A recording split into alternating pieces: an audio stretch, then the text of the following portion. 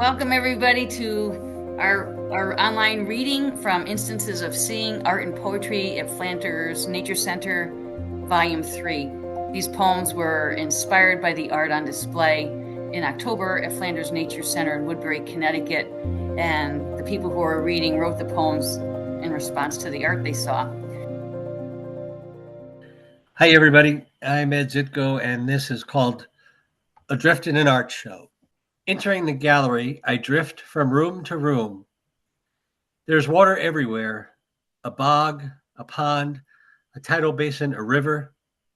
Before I know it, I'm floating down a creek through the colors of autumn, scarlets, yellows, golds, decorating the shores, creating snapshots in my mind that I may see later in calendars and poetry books. Eventually, I reach an opening, look past a boat afire in the sunset to the shadows of a village street. In the other direction, I see a lone white house before a blue sky full of puffy clouds. I turn again, and there's a still deer observing my passing through the mist.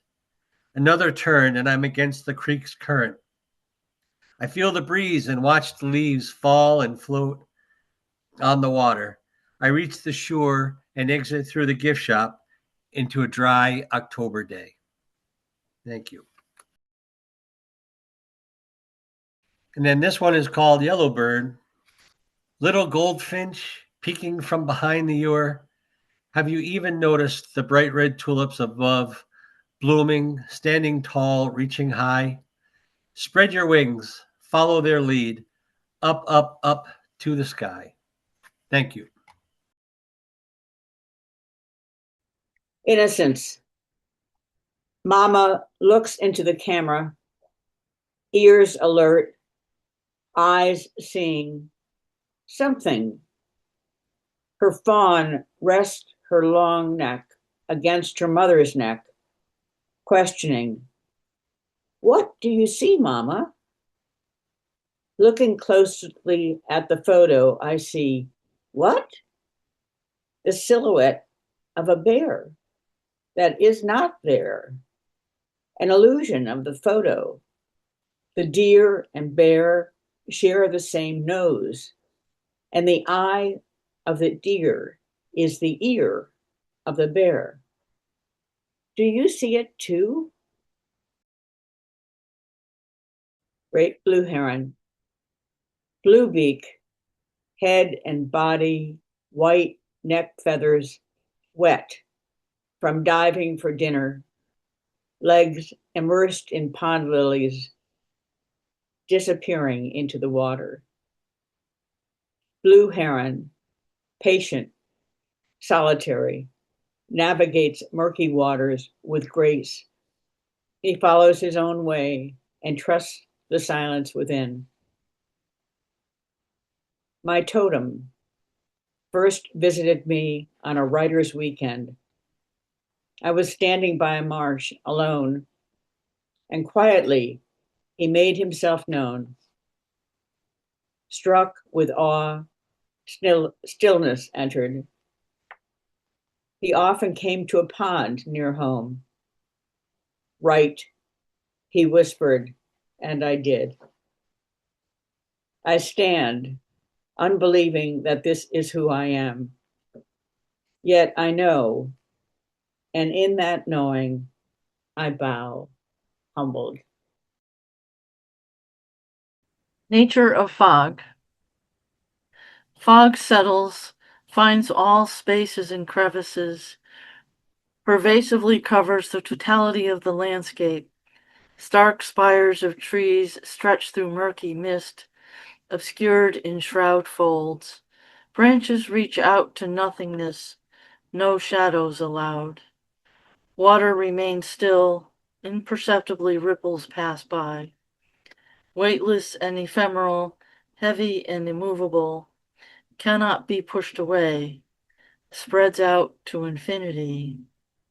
It will be as long as it will be, until dispersed by penetrating warmth of sun. Owl wisdom. Fallen limb lodged against a neighbor tree. Decaying truck lies across the floor. Old-growth forest lightly sugared with fresh snow. Twilight or dawn not discernible. She sits on her solitary perch, blending in with craggy bark around her. She holds herself in a close, oblong ball, no detectable shoulders, wings, legs. Close and deeply set black eyes peer from feathers shaped into concentric circles around the orbs. All is still. She has come down from her high camouflaged roost. For what reason? Loneliness radiates from her dark eyes. Her sad, soulful expression draws us in. What does she want to say? What wisdom does she have to give? Hi, everyone. This is called Core. A volcanic sunset sounds about right for the red-hot background. A magnetic magenta subject is true enough, but is it a woman who has lived some or a wise old swamp maple? Doubt. Cobalt swirls and petite squiggles outline breasts or maybe burls, suggest arms, but could be branches, hint at bark, or just the striae from life. Fauvist ambiguity, impossible to figure precisely. So, what is it not? Not the head, not the canopy, not the feet nor the roots. Doubt is no more, for it is simply the vitality of our core. Preserved. Lidded, knobby-topped, dark finish, fine grain, a liddy, knobby acorn hat. Burled, the bowl is beswirled and burled, like drops of brown dye and water, curled. Bespeckled, the bowl is speckled with surprise, turquoise mineralized lichen, a secret prize, and one blue leaf suspended forever between tree and grounded grief, artistic woodwit. Dining room centerpiece. The Rorschach picture. Bodies climb over themselves into flowers. Rowboat at sunset. Fire and water, reflections I understand, but not the blue line. In the foreground, there is the shadow of grass on the bank of a bay or the mouth of a large river. There is a small boat floating in water that shows a slow current. There is a pink cast to the sky and to the water above the boat. This indicates a red sun that is setting and creating shadows in two reflections. The late sun glares on the prow of the boat so intensely that it looks like it's on fire. The rest of the boat is shadowed. The inversion of this is reflected below the waterline of the boat, shadow and fire. In the top third of the painting, under a pink sky on the opposite shore, is the shadowed silhouette of a town, creating a horizon stretching across both sides of the frame. And as this shadowed town is being reflected in the pink water, a precisely delineated slash of sky blue streaks across the top of the silhouette reflected below it, letting only the tops of the town's shadow appear in the water. Everything can be explained except this line, blue, inlaid perfectly as if by some cosmic craftsman, to interrupt the shadows, the reflections, and the end of day. Everything can be explained except this line, blue, inlaid perfectly as if by some cosmic craftsman, to interrupt the shadows, the reflections, and end of the day. Feathers and fragments. In the forest, a child collects souvenirs, a trio of gray, cracked stones. They are a family and must not be separated. All that's left of the Riverside clan. See, a mother, father, and child. In the pine grove, branches sway and swoon. She hears their song and joins with her delicate voice. She asks permission, then plucks a sprig to remember the melody for bedtime.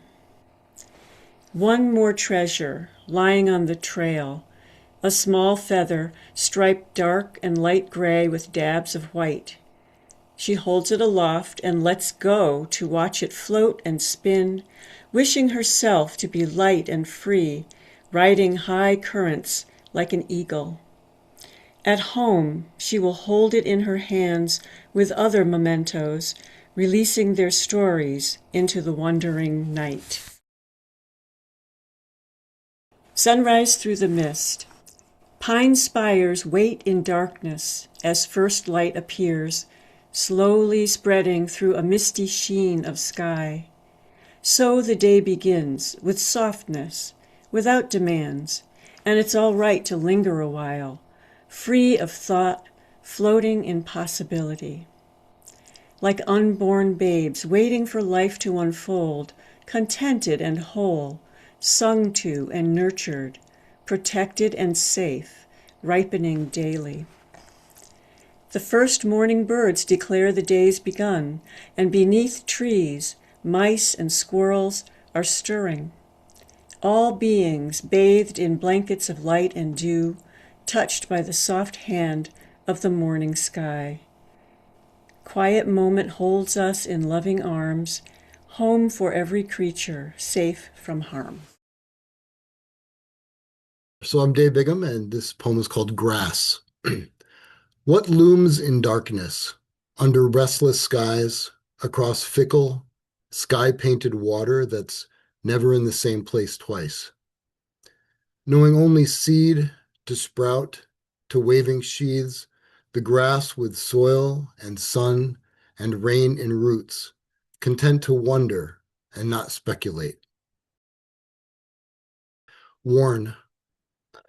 Rocks don't lie about the wearing away. We talk and marvel often. Hi, everyone. This is my poem I titled In a Haze. Such solitude in a moment between two. Autumn has that sense about it. Warm steam on a cold sea. Subtle deer braves out in the wake of a lumbering tree. Stood picture still in a deep fog on the morning pond. Such solitude in the stillness of a lensman graced in the presence of a whitetail. Thank you. Roses in a Teapot by Alexandra Hurst, and my poem is called Gathered Roses. I gather memories of you like sunshine, brimming over in the perfume of roses, born of summer and earth and easy rain, and the secret silence of dewy dawn. I wrap myself around those loving thoughts as Demeter gathering her one girl to her heart broken open to hard truth. Time opens to other arms. Love takes flight, and you wait for time to return your love to the home you make of your one sweet life. Love makes of the soul a delicate porcelain pitcher, set at the window to catch the fading light that sustains gathered roses day and night.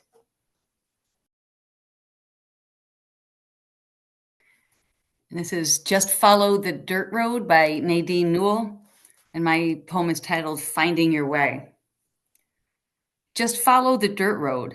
You'll find your way around and about the lonesome spaces, rutted by time and rain, sunshine and neglect, into a wrinkle on the face of time, a crease born of smiling in the sunshine as the tired traveler rounds a corner to see the old barn beyond the old tree, and the ripe hayfield ready for mowing, a promise we will survive the winter as you turn the corner toward the unknown, a remembered hope, an open door, hope. Thank you.